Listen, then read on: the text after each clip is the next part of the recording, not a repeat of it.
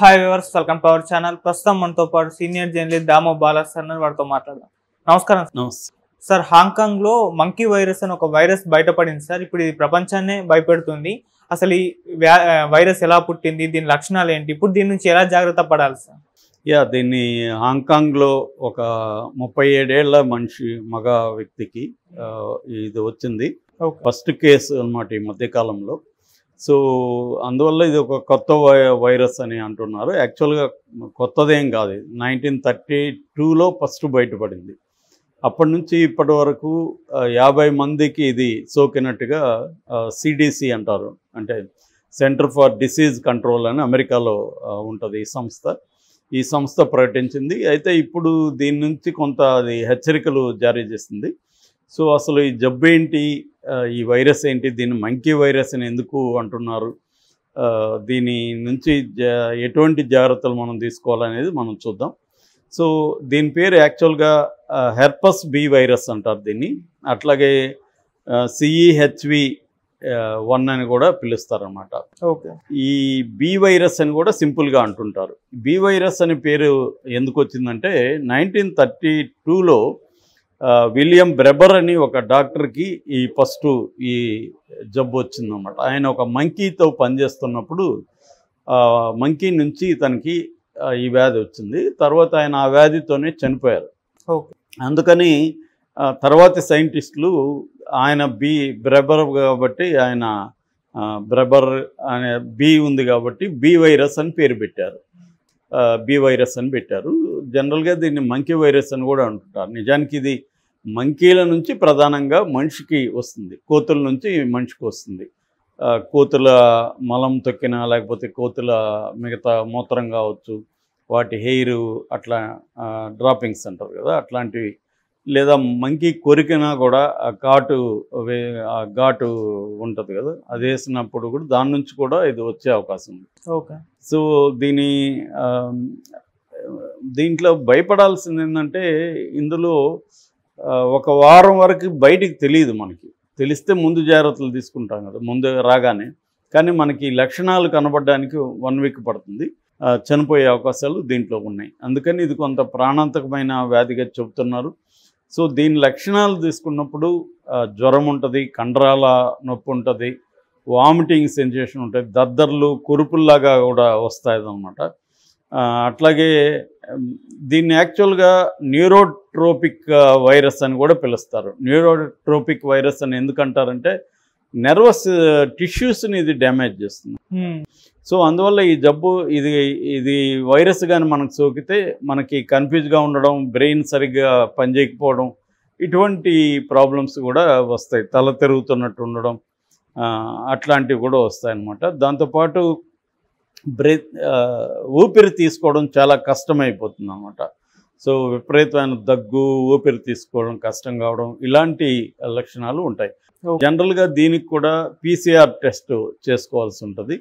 So దాన్ని కూడా ఎలా చేస్తారంటే, మన నోట్లో పెట్టి అది తీస్తారు, లేదా కురుపుల మీద మనకు కానీ కురుపులు వచ్చి ఉంటే వాటి మీద కూడా తీసుకొని ఈ టెస్ట్ చేస్తారన్నమాట. సో ఇది బేసిక్గా లక్షణాలు. సో ఇప్పటి వరకు అంటే కారణం ఏంటనేది ఎవరు చెప్పలేకపోతున్నారు. రెండోది ఏంటంటే, ఇది కేవలం మంకీస్ నుంచే కాకుండా ఇతర యానిమల్స్ నుంచి కూడా వచ్చే అవకాశం ఉంది. అంటే monkey to animals, animals to human అన్న కంటామినేషన్ కూడా జరిగే అవకాశం ఉంది. అందువల్ల యానిమల్స్తో పనిచేస్తున్న వాళ్ళు కొంత జాగ్రత్తగా ఉండాలి. ముఖ్యంగా వ్యవసాయం చేస్తున్న రైతులు కావచ్చు, కూలీలు కావచ్చు. అట్లాగే సిటీస్లో యానిమల్స్ పెట్స్గా ఈ మధ్య చాలా పెంచుతున్నారు. పిల్లులు కావచ్చు, లేకపోతే కుక్కలు కావచ్చు, లేకపోతే ఇంకొన్ని రకాల పెట్స్ ఎక్కువ ఉంటున్నాయి, మనం చూస్తున్నాం, పెరుగుతున్నాయి. సో వాళ్ళు కూడా కొంత జాగ్రత్తలు తీసుకోవాలి. అంటే తాకినప్పుడు దాన్ని తర్వాత చేయగడుక్కోవడం ఇవన్నీ చేయాలి. కానీ చాలామంది ఏమో చేయట్లేదు అవన్నీ. సో దాన్ని ముద్దులు పెట్టుకోవడం, దాన్ని హగ్ చేసుకోవడం, ఇవన్నీ చేస్తున్నారు. సో కొన్ని ఈ జాగ్రత్తలు తీసుకోవాల్సిన అవసరం ఉంది. సో అలాంటి వాళ్ళ అంటే పెట్స్ లేకపోతే ఇట్లాంటివి ఉండి హైజీనిక్గా లేని వాళ్ళ నుంచి, ఆ మనుషుల నుంచి మన మిగతా వాళ్ళకి కూడా వచ్చే అవకాశం ఉందన్నమాట. ఓకే. సో అందుకని ఆ జాగ్రత్తలు తీసుకోవాలి. రెండోది ఏదైనా ఎప్పుడైనా ఏ జంతువైనా మనల్ని కొరికిన, ఫర్ ఎగ్జాంపుల్ కోతి కొరికిందనుకోండి, కొరికినప్పుడు ట్యాప్ కింద వాటర్ పెట్టి చెయ్యి ఎక్కడ కొరికితే అక్కడ ట్యాప్ కింద పెట్టి దాన్ని క్లీన్ చేయాలి. అంటే దాంట్లో నుంచి వైరస్ బయటికి వెళ్ళే విధంగా ఫస్ట్ ఇమీడియట్గా చేయాలనేది చెబుతారనమాట. ఓకే. దాని తర్వాత టెస్ట్ చేసుకోవడం అవసరం.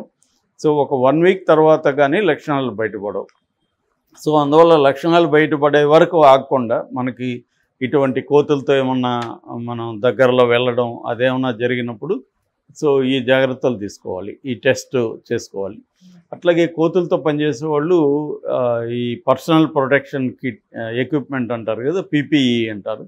ఈ పీపీఈ కిట్స్, పీపీఈ కాస్ట్యూమ్స్ వేసుకోవడం అవన్నీ చేయాలి. అట్లాగే మాస్కులు ఇవన్నీ ఇది జాగ్రత్తలు తీసుకోవడానికి. జనరల్గా ఏంటంటే దీంట్లో క్యూర్ ఏం లేదు దీనికి. అంటే ఈ వైరస్కి క్యూర్ అయితే ఏమి లేదు, ఇప్పటివరకు ఎవరు ఏం కనిపెట్టలేదు.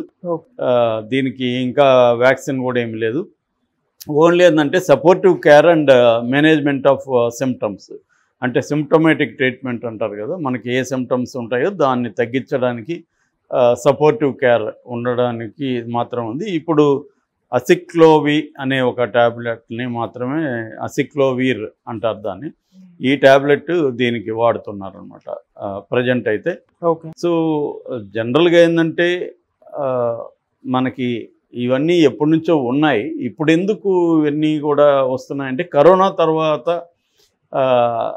మొత్తం WHO కానీ ఇందాక చెప్పిన centre for the disease control ఇవి కానీ ఇవన్నీ ఏంటంటే ఎక్కువ అలర్ట్ చేస్తున్నాయి జాగ్రత్తగా ఉండమని. అంటే దీనివల్ల భయపడడం కాదు కానీ జాగ్రత్తలు తీసుకోవాలి, పర్సనల్ హైజీన్ ప్రతి ఒక్కరు కూడా ఫాలో కావాలి అనేది ఎక్కువగా చెప్తున్నారు. అట్లాగే ఇమ్యూనిటీ పవర్ పెంచుకునే విధంగా ఫుడ్స్ తినడం, రెగ్యులర్గా మనల్ని మనం గమనించుకుంటూ ఉండడం, మనకేమన్నా సిమ్టమ్స్ ఉంటే టెస్టులు చేసుకోవడం, ఇటువంటి జాగ్రత్తలు చెప్పడానికి WHO కానీ CDC కానీ ఇలాంటి సంస్థలు ఏంటంటే నిరంతరం వీటి మీద పనిచేస్తూ ఇటువంటి వైరస్ ఎక్కడన్నా ఒక చోట బయటకు వచ్చినా కూడా ప్రపంచాన్ని మొత్తాన్ని అలర్ట్ చేస్తున్నారు. మధ్య కూడా జంకల్లో నుంచి ఒక వైరస్ బయటపడింది, పశువుల నుంచి ఒక వైరస్ బయటపడింది. ఇప్పుడు ఈ మంకీ వైరస్ ఇది హాంకాంగ్లో ఉన్నప్పటికీ ఇది స్ప్రెడ్ అయ్యే అవకాశాలు ఉన్నాయి అనేది చెబుతున్నారు. సో అందుకని ముఖ్యంగా కోతులతో జాగ్రత్తగా ఉండమని చెప్తున్నారు. అది కాటేసినా కూడా కోతులతో, కొంతమంది ఏంటంటే దేవాలయాల దగ్గరికి వెళ్ళి కోతుల దగ్గర తినిపించడం ఇట్లాంటివి చేస్తున్నారు. సో అలాంటి వాళ్ళు కొంత జాగ్రత్త, ముఖ్యంగా గుళ్ళు దగ్గరికి వెళ్ళే వాళ్ళు కోతులు అక్కడ ఎక్కువ ఉంటాయి కాబట్టి ఆ ప్రదేశాల్లో మనం తొక్కడం కానీ కాళ్ళతో లేకపోతే తాకడం కానీ అట్లాంటివి ఏమైనా చేసినప్పుడు క్లీన్ చేసుకోవడం అవసరం. దాదాపు 20 సెకండ్ల మినిమం చేతులు కడుక్కోవడం. దాని ఏమంటారంటే పాత జబ్బులే మళ్ళీ కొత్తగా వస్తుంటాయి అనేది దానికి ఇది ఒక ఎగ్జాంపుల్. నిజానికి ఇది బయటపడింది 1932లో, కానీ ఇది మళ్ళీ ఇప్పుడు హాంకాంగ్లో బయటపడింది. సో ఏ వైరస్ కూడా కంప్లీట్గా నాశనం అయ్యే పరిస్థితి లేదు, అవి ఎక్కడో చోట మళ్ళీ వచ్చి భయపెడుతూనే ఉన్నాయి. సో అందువల్ల మనకి కోవిడ్ తర్వాత ఏంటంటే పోస్ట్ కోవిడ్ నార్మల్ అనేది పోయింది, న్యూ నార్మల్ అని పేరు పెట్టారు. ఈ న్యూ నార్మల్ ఏంటంటే జబ్బులు కంప్లీట్గా పోవు, వాటితో మనం కలిసి జీవించాల్సింది. దానివల్ల మేనేజ్ చేసుకుంటూ రావడం ఇంపార్టెంట్. ఆల్రెడీ కొన్ని రకాల జబ్బులు ఉన్న వాళ్ళకి ఇది ఇంకా డేంజర్ అనమాట. ఆల్రెడీ డయాబెటిక్ కానీ బీపీ లేకపోతే ఆస్మా ఇలాంటివి ఉన్నప్పుడు ఇవి ఈజీగా వాళ్ళు వల్నరబుల్గా ఉంటారు, వాళ్ళని అటాక్ చేయడం ఈ వైరస్లకి ఈజీ అవుతుంది. ఇమ్యూనిటీ పవర్ కొంత స్ట్రాంగ్గా ఉండి హెల్త్ పరంగా కొంత గట్టిగా ఉంటే వాళ్ళని టార్గెట్ చేయడం కొంత కష్టం అవుతుంది. సో బేసిక్గా. Okay sir, thank you so much.